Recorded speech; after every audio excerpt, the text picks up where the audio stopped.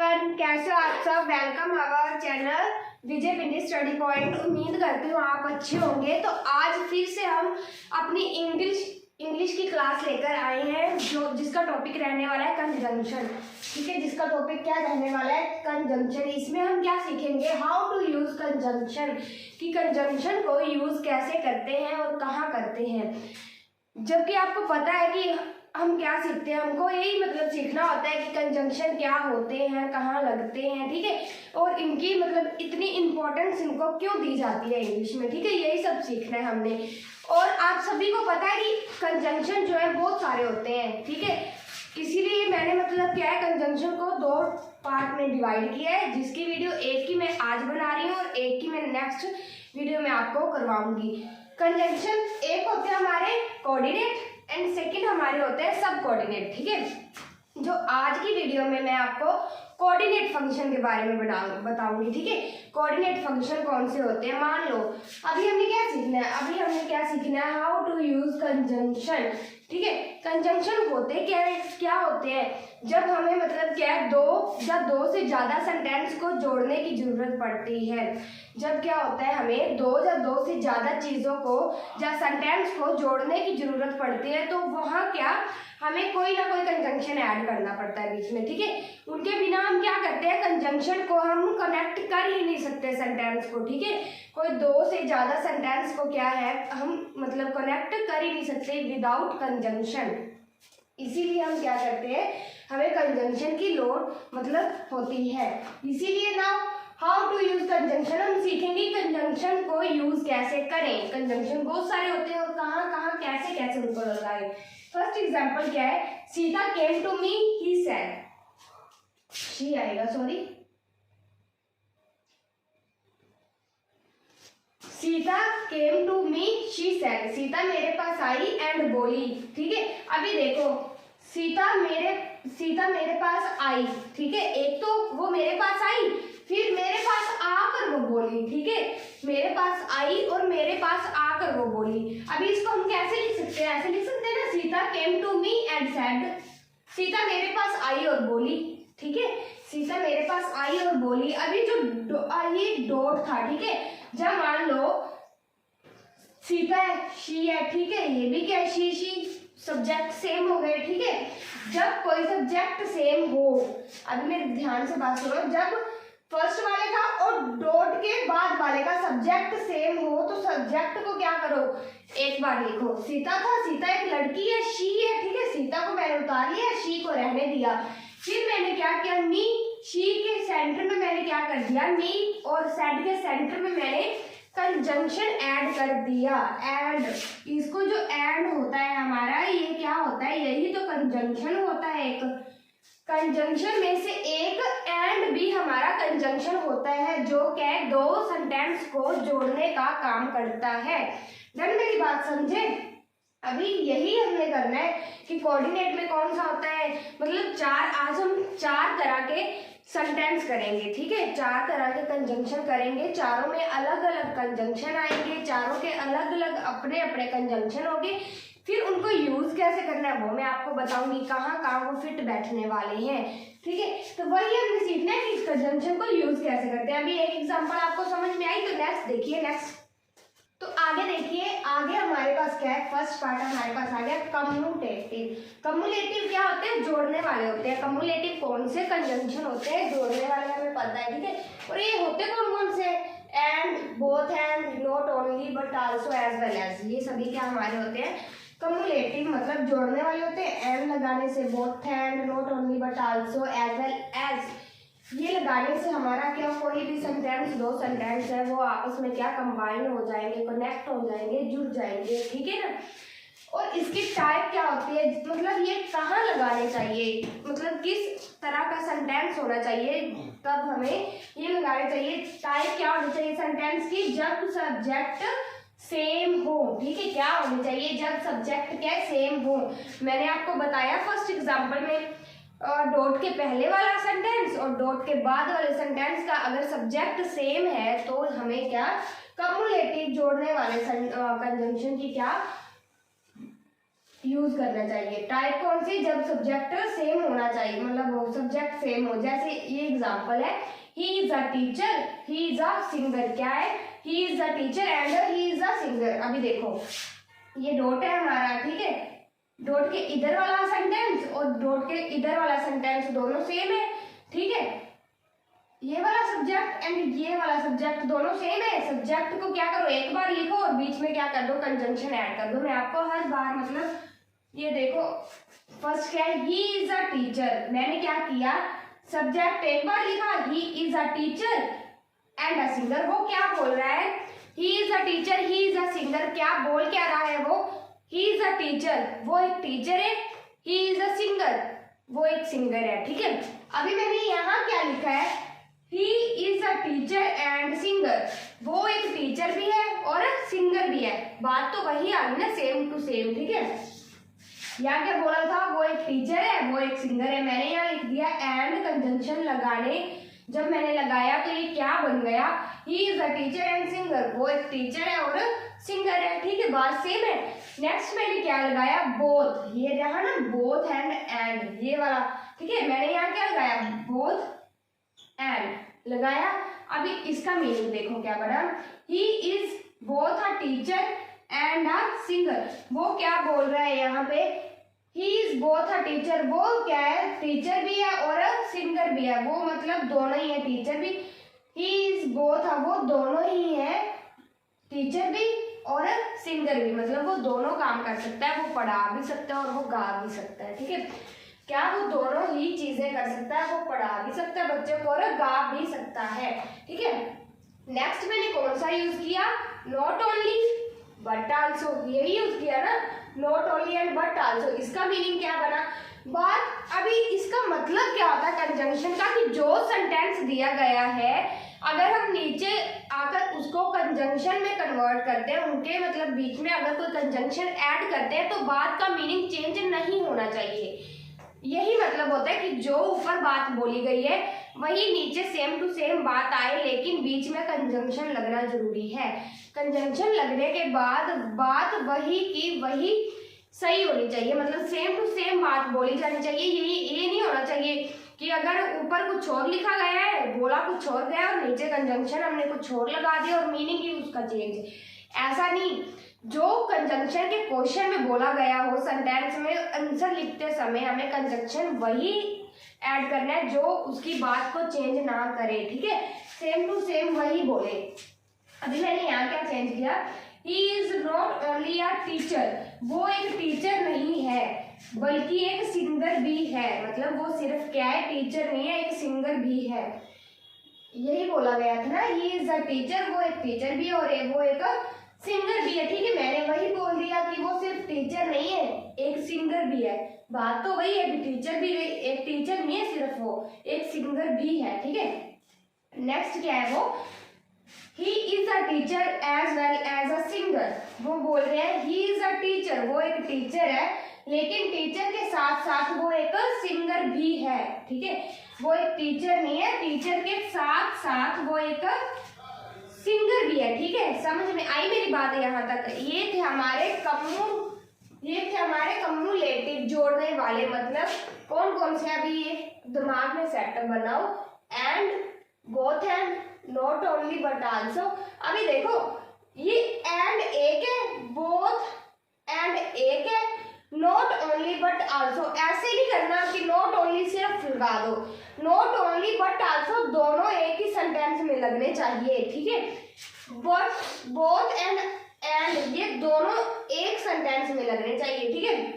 ये लगाया ना मैंने स्लैश वाला, जब स्लैश वाला आ जाए तो क्या होता है, ये दोनों एक ही सेंटेंस में यूज होने चाहिए।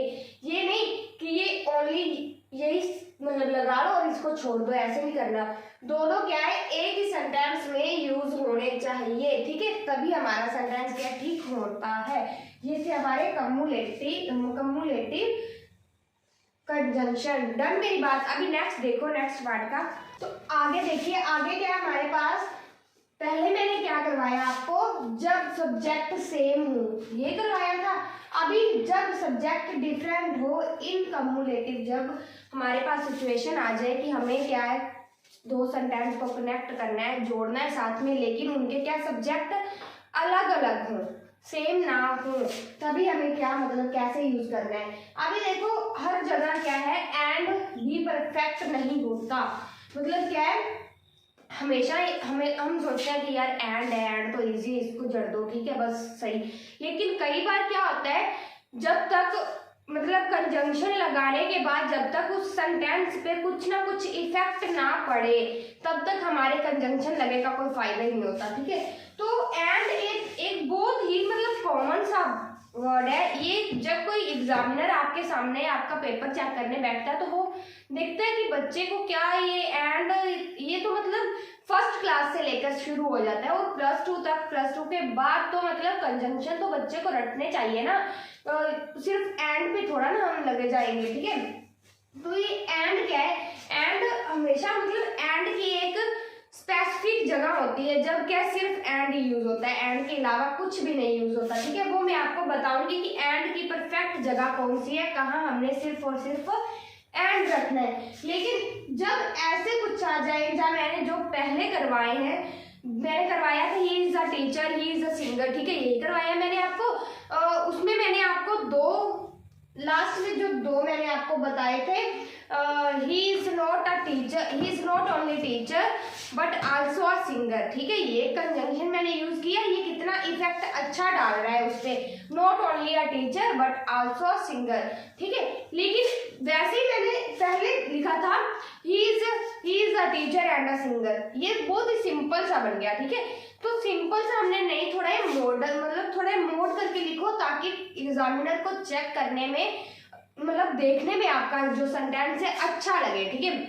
फिर मैंने आपको लास्ट में करवाया था he is a teacher as well as a singer, ठीक है। तो ये भी अच्छा है, एज वेल एज भी एक क्या है अपने आप में अच्छा मतलब दिखता है और अच्छा इफेक्ट डालता है सेंटेंस के ऊपर, और not only but also best है, ठीक है।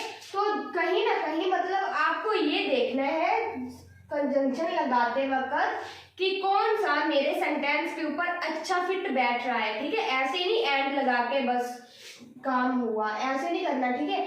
नॉट ओनली बट आल्सो ठीक है, एज वेल एज अपनी जगह ठीक है, ये भी ठीक है, मतलब 50 ठीक है, 50-50। लेकिन ये वाला और ये वाला एक टीचर के नजरिए से देखा जाए तो ये दोनों क्या है मतलब एग्जामिनर को आपको मतलब अच्छा लगेगा आपके सेंटेंस में लगे हुए, ठीक है। लेकिन एंड की अपनी जगह होती है, वो मैं आपको बताऊंगी कि जब कहीं सिर्फ एंड लगे और कोई जगह नहीं होती जहां पर ये सब चीजें लगती हैं, जहां पर सिर्फ और सिर्फ एंड की जरूरत पड़ती है, वो मैं आपको बताऊंगी कहाँ पे लास्ट में। अभी देखो अभी क्या है, पहले हमने किया सब्जेक्ट सेम हो, अभी हम कौन सी टाइप कर रहे हैं, जब सब्जेक्ट डिफरेंट हो तभी हमने ये वाले कहाँ और कैसे ऐड करने हैं। यहाँ उसने क्या बोला है फर्स्ट एग्जाम्पल में, Rahul is my friend, Karan is my friend, ठीक है। Rahul is my friend, Karan is my friend. जो बच्चे वीक है मतलब ये जस्ट उनके लिए एंड है, इसीलिए मैंने लिखा कि जो बच्चों को थोड़ी सी मतलब होती है ना परेशानी होती है ये सब चीजें याद रखने में, तो उनके लिए एंड ठीक है। मतलब ये तो नहीं कि गलत होगा, लेकिन उतना अच्छा इफेक्ट नहीं पड़ता, लेकिन गलत भी नहीं होगा, ठीक है, सही होगा। लेकिन जो बच्चे अच्छे हैं माइंड मेंटली मतलब उनकी इंटेलिजेंसी अच्छी है, तो उनके लिए as well as not only but also ये बेस्ट है, ठीक है। तो उनको ये पहले दो मतलब देखने की जरूरत नहीं है, जस्ट और just not only but also as well as ही वो याद करें मेरी अकॉर्डिंग, ठीक है। तो वो क्या बोल रहे हैं, Rahul is my friend, Karan is my friend, ये बोल रहे हैं। आंसर में मैंने क्या लिखा है एंड वाले में, Rahul and Karan is my friend. वो फर्स्ट में बोल रहा था राहुल मेरा दोस्त है, कर्ण मेरा दोस्त है, ठीक है, यही बोल रहा था। फिर मैंने लिखा राहुल एंड कर्ण दोनों मेरे दोस्त हैं, राहुल एंड कर्ण मेरे दोस्त हैं, ठीक है। बात वही की वही सेम टू सेम आ गई, ठीक है। फिर ये both Rahul and Karan is my friend, दोनों राहुल एंड कर्ण, राहुल और कर्ण दोनों मेरे क्या है दोस्त हैं, ठीक है। राहुल एंड कर्ण दोनों मेरे क्या हैं दोस्त हैं, डन, मेरी बात सेम टू सेम बात आ गई। अभी ये वाला नॉट ओनली राहुल, ना सिर्फ राहुल बल्कि बट आल्सो, बल्कि कर्ण भी मेरा दोस्त है, ना सिर्फ राहुल बल्कि कर्ण भी मेरा दोस्त है, ठीक है। ये वाला आ गया Rahul as well as Karan is my friend. Rahul के साथ साथ कर्ण भी मेरा दोस्त है। राहुल के साथ साथ कर्ण भी मेरा क्या दोस्त है। यही था, Rahul is my friend, Karan is my friend. Rahul मेरा दोस्त है, कर्ण मेरा दोस्त है। नॉट ओनली राहुल, ना सिर्फ राहुल बल्कि कर्ण मेरा दोस्त है। ठीक है, फिर आ गया Rahul as well as Karan is my friend. ना सिर्फ राहुल के साथ साथ कर्ण भी मेरा क्या है, दोस्त है। ठीक है, डन। मेरी बात समझे। ये था सिर्फ और सिर्फ क्या है, डिफरेंट वाला। जब डिफरेंट वाला मैंने क्या बताया था, जब सेम हो तो दोनों वाले सब्जेक्ट को एक बार लिखो, बीच में लास्ट में क्या कर दो, कंजंक्शन को फिट कर दो। अभी इनके क्या है, कंजंक्शन मतलब सब्जेक्ट क्या है, डिफरेंट है। क्या है, सब्जेक्ट दोनों के डिफरेंट है। तो मैंने क्या किया, इसमें लगा दिया, इसके क्या स्टार्टिंग में आ गया। जब डिफरेंट हो तब कंजंक्शन क्या होते हैं, स्टार्टिंग में आ जाते हैं। इसके क्या है, बीच में आ गया। राहुल एंड कर्ण मतलब सब्जेक्ट दो, ये दो सब्जेक्ट है ना, राहुल एंड कर्ण क्या है, दो सब्जेक्ट है। दोनों सब्जेक्टों के बीच में आ गया ये दोनों सब्जेक्टों के बीच में आ गया। एंड एज वेल एज दोनों सब्जेक्टों में क्या आ गया, बीच में आ गया। बोथ आ गया स्टार्टिंग में, नॉट ओनली स्टार्टिंग में। फिर राहुल एंड कर्ण के बीच में एंड आ गया, यहाँ राहुल एंड कर्ण के बीच में बट आल्सो आ गया। डन मेरी बात। तो ऐसे जब डिफरेंट होंगे सब्जेक्ट तो ऐसे लगाना है स्टार्टिंग में, जब बीच में सब्जेक्ट होंगे।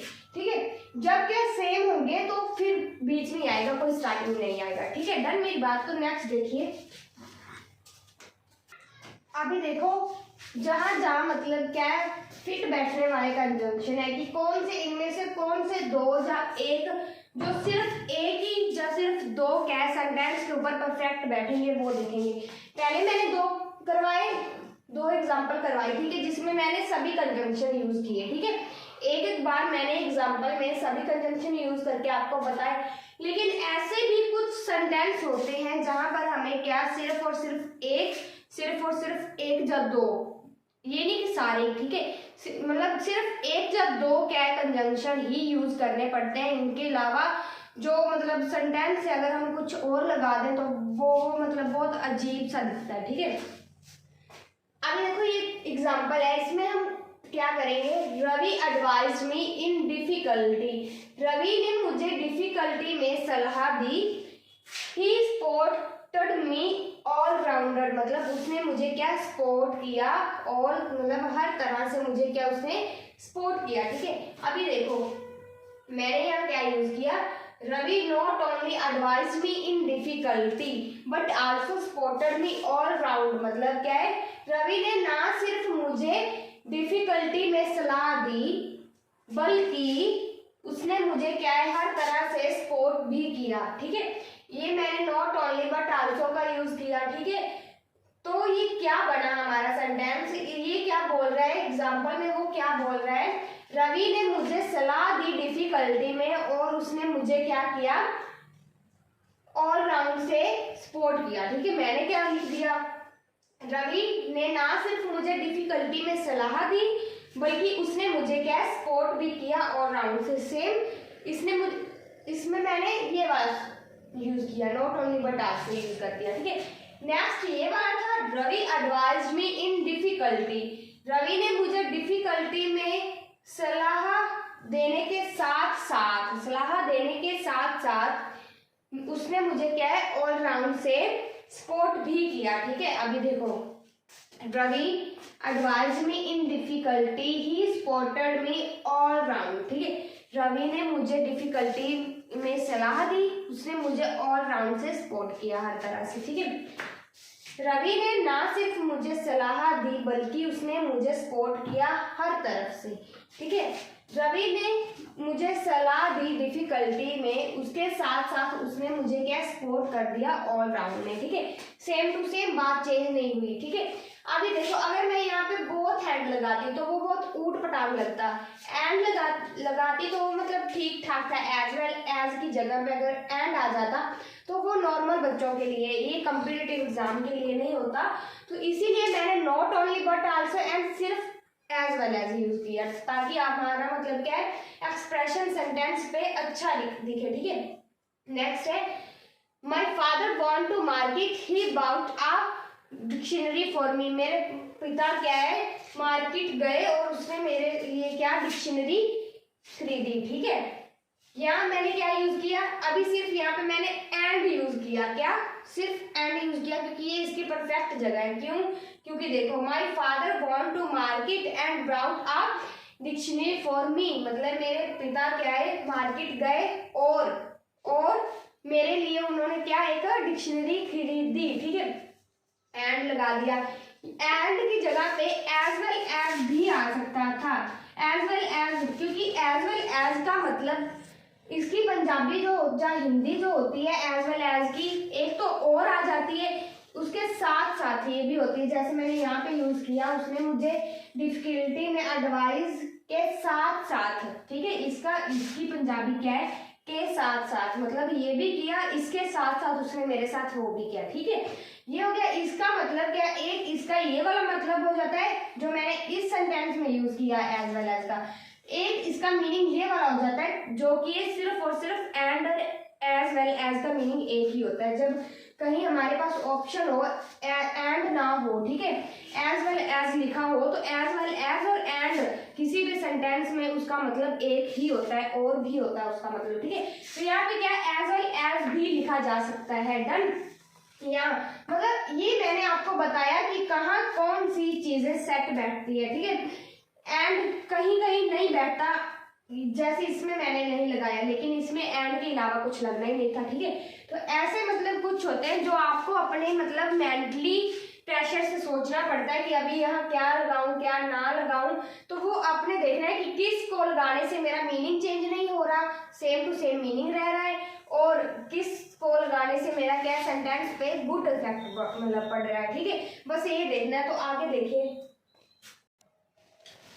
देखिए, नेक्स्ट है हमारा ये सेकंड पार्ट कौन सा है, अल्टरनेटिव कंजंक्शन। अल्टरनेटिव कंजंक्शन कौन सी होती है, जो कि हमें संबोध करे किसी भी चीज से, या मतलब कुछ भी हम बोलते हैं तो अलर्ट करना, मतलब वो होते हैं अल्टरनेटिव कंजंक्शन। ये होते कौन कौन से हैं, और, आइदर और, नाइदर और, अदरवाइज। ठीक है, ये वाले हमारे कौन से होते हैं अल्टरनेटिव कंजंक्शन। इसको लगाना कैसे है ये देखो, अगर ऐसे मतलब ऐसे कुछ हो सेंटेंस तो हमें इनका यूज करना है। अभी देखो सेंटेंस में क्या बोला है, hurry up you will be late, hurry up जल्दी करो वरना आप क्या लेट हो जाओगे। तो इसको लिखना कैसे है, hurry up otherwise you are late. ठीक है, hurry up otherwise you will be late. ठीक है, मतलब जल्दी करो नहीं तो तुम क्या लेट हो जाओगे। ठीक है, नेक्स्ट क्या है, यू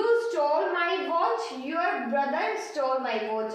ये बोल क्या रहा है, जा तो तुमने मेरी वॉच चोरी की, जा क्या तुम्हारे ब्रदर ने मेरी वॉच चोरी की। You stole my watch, your brother stole my watch, जा तो तुमने चोरी की मेरी वॉच, जा तुम्हारे ब्रदर ने चोरी की। इसको इसी के मीनिंग में कैसे लिखेंगे, आइदर यू और यूर ब्रदर, जा तो तुम या फिर तुम्हारा भाई, मतलब जा तो तुम या फिर तुम्हारे भाई ने मेरी वॉच क्या चोरी की। आइदर यू और your brother stole my watch. ठीक है, जा तो तुमने या तुम्हारे ब्रदर ने मेरी वॉच क्या चोरी की। ठीक है, नेक्स्ट क्या बोल रहा है, Neha does not take coffee, she does not take juice। Neha does not take coffee, she does not take juice। Neha क्या है, ना तो कॉफी लेती है ना ही क्या जूस लेती है। इसको कैसे लिखेंगे, Neha take neither coffee nor juice, Neha take neither coffee nor juice. अभी देखो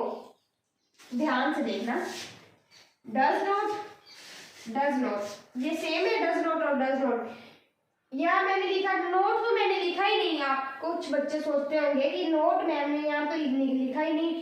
ठीक है, क्यों नहीं लिखा, क्योंकि एक बात और, जो क्या नाइदर एंड नोर जो होते हैं, नाइदर एंड नोर क्या होते हैं, अपने आप में ही एक नेगेटिव होते हैं।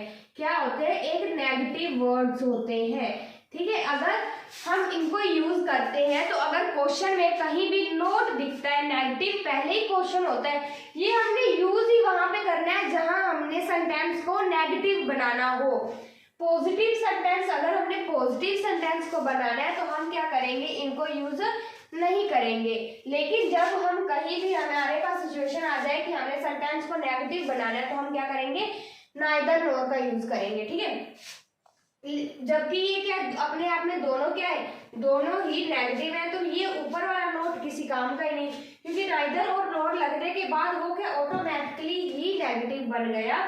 तो नोट मतलब मैंने लगाया ही नहीं। और डज क्यों लगाऊंगी, डज क्या होता है, डज मतलब इसका डज नॉट, डज के साथ मतलब नोट क्या है, नोट किसके साथ था, डज के साथ, तो मैंने वो भी उड़ा दिया इसके साथ, और इसके साथ मैंने नाइदर और नोर रहने दिया, ठीक है। नेक्स्ट देखिए, come on time, don't come to come at all. वो क्या कहता है कि अपने टाइम पे आओ, मतलब टाइम पे आओ वरना तो ना आओ, ठीक है। वो क्या बोल रहा है, कम ऑन टाइम, जा तो टाइम पे आओ, डोंट कम एट ऑल, जा तो फिर आओ ही मत, ठीक है। जा तो टाइम पे आओ वरना लेट आना है तो आओ ही मत, ठीक है। यहाँ मैंने क्या किया, आइदर कम ऑन टाइम और डोंट कम एट ऑल। मेरे कहने का मतलब है जा तो टाइम पे आओ, जा फिर आओ ही मत, ठीक है। क्या मतलब है, आइदर कम ऑन टाइम, जा तो टाइम पे आओ, और जा फिर डोंट कम एट ऑल, मतलब जा फिर आओ ही मत। ये क्या हमारे ये वाले सेंटेंस लगाने का तरीका है कि इसको कैसे हमने सेट बैठाना है वो आपने सोचना है, ठीक है। कि यहाँ पे क्या मतलब, मैं बार बार बोल रही हूँ कि ये आपने सोचना है कि कहाँ पे क्या लगाऊं, क्या कहाँ पर क्या मतलब फिट बढ़ेगा। जहाँ पे अल्टरनेटिव पे नेगेटिव आ जाए वहां पे आंखें बंद करके आप नाइदर नॉर लगा दो। क्यों, क्योंकि नेगेटिव है सेंटेंस, तो नेगेटिव के लिए हम क्या करते हैं, नाइदर और यूज नॉर करते हैं, ठीक है। जब दो चीजों की बीच की बात हो, दो बंदों की बीच की बात हो, तो हमने उनको कंबाइन करना है, इकट्ठा करना है, तो हम क्या करेंगे, आइदर लगा देंगे। जा तो तुमने, जा फिर उसने, ठीक है। मतलब क्या, नाइदर और लगने के बाद वो क्या कंबाइन हो जाते हैं। जब किसी को अलर्ट किया गया हो, ठीक है, हरी अप, जल्दी करो वरना तुम क्या लेट हो जाओगे, hurry up otherwise you will be late, जल्दी करो नहीं तो तुम लेट हो जाओगे, मीनिंग सेम है। तो ऐसे मतलब ये की होती है, मतलब कुछ कुछ की बीच में छुपी होती है जो कि आपने बस ढूंढनी होती है और वो लगाना होता है, ठीक है। यहाँ तक समझ आया, तो आगे देखिए, तो आगे देखिए, आगे हमारा कंसंट्रेटिव कंजंक्शन क्या है, हमारा कंसंट्रेटिव कंजंक्शन क्या होते कौन से हैं, विरोध करने वाले कौन से होते हैं, विरोध करने वाले होते कौन कौन से हैं, बट आ गया, येट आ गया, नेवरदीलेस, हाउएवर, स्टिल, वेयरएस, ये हमारे कौन कौन से होते हैं, कंसंट्रेटिव कंजंक्शन होते हैं। मतलब कहाँ, जहाँ पे विरोध करने वाला आ जाए सेंटेंस वहां पे हमने इनको यूज कर देना है। फर्स्ट क्या है हमारा, I did my best, I failed. I did my best, मैं क्या अपना बेस्ट करना चाहती थी लेकिन क्या मैं फेल हो गई, ठीक है। इसका आंसर देखो, I did my best, I did my best मैं करना चाहती थी, पास्ट गया। लेकिन यहाँ पे हम क्या यूज कर सकते हैं, बट, येट, नेवरदीलेस, हाउएवर, स्टिल, ये सभी हम क्या कर सकते हैं, यूज कर सकते हैं without this, without whereas हम यूज नहीं कर सकते। क्यों, क्योंकि ये किसी भी चीज को कंपेयर करता है, ठीक है। ये क्या करता है, किसी भी चीज की कमियां या खूबियां उनकी बताता है, ठीक है।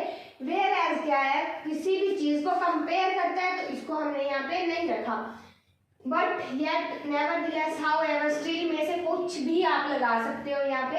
एक, I did my best, but I fail. I did my best, yet I fail. I did my best, nevertheless I failed. I did my best, however I failed. I did my best, still I failed.